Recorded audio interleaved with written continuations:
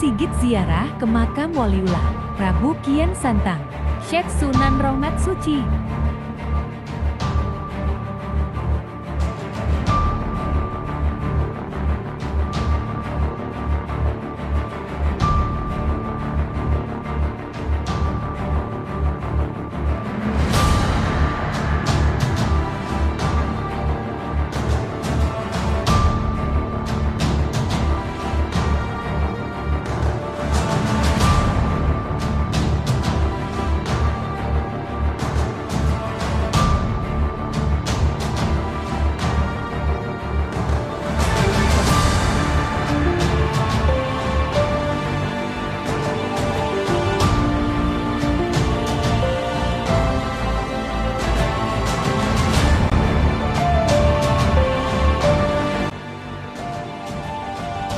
Assalamualaikum warahmatullahi wabarakatuh.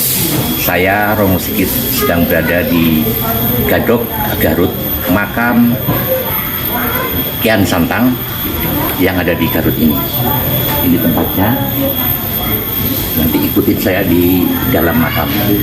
Terima kasih. Wassalamualaikum warahmatullahi wabarakatuh. Romo Sigit bersama Juru Kunci.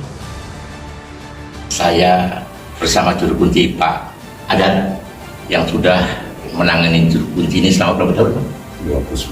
29 tahun. Alhamdulillah lama sekali. Saya Sigit Pak dari Tangerang, juga saya merangkap Wakil Paranormal Indonesia sekarang ini. Ya, saya kemarin baru keliling 9 wali.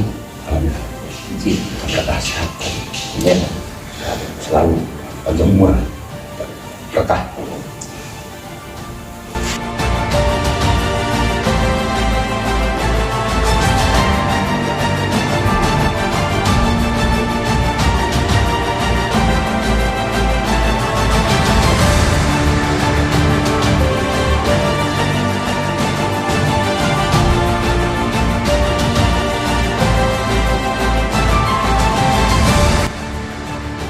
Makam Syekh Sunan Rahmat Suci Godog merupakan salah satu tempat yang terkenal yang banyak dikunjungi oleh para peziarah.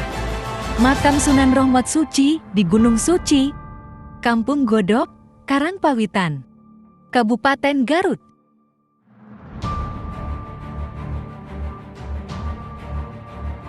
Wilayah ini menjadi penting karena Godog adalah tempat ziarah makam dari seseorang yang konon adalah penyebar Islam di wilayah tersebut. Adalah Prabu Kian Santang yang oleh masyarakat setempat disebut Syekh Sunan Rahmat Suci dimakamkan di wilayah itu. Menurut sejarah lokal Jawa Barat, Prabu Kian Santang adalah putra dari Prabu Siliwangi Raja Pajajaran dengan istrinya yang bernama Ratu Subanglarang. Dalam keyakinan setempat, Prabu Siliwangi digambarkan beragama Hindu, sedangkan istrinya beragama Islam. Diceritakan bahwa ketika Kian Santang telah dewasa, ia pergi ke Mekkah untuk ibadah haji dan pulang kembali membawa sewadah tanah. Sepanjang perjalanannya menelusuri wilayah-wilayah Nusantara, tanah tersebut berceceran. Setiap wilayah yang kedapatan ceceran tanah tersebut menjadi tempat lahirnya para wali sanga. Di tengah perjalanan menuju Gunung Suci di Garut, tanah yang dibawanya bergoyang atau ngagodet dalam bahasa Sunda. Dari situlah nama Godog muncul. Maka dari itu, Prabu Kian Santang yang menyebarkan Islam di wilayah tersebut mendapat panggilan Syekh Sunan Rahmat Suci atau Sunan Godog. Selain itu, setelah pertemuannya dengan Sayyidina Ali, Kian Santang memutuskan untuk menetap di Mekkah dan mempelajari agama Islam di sana.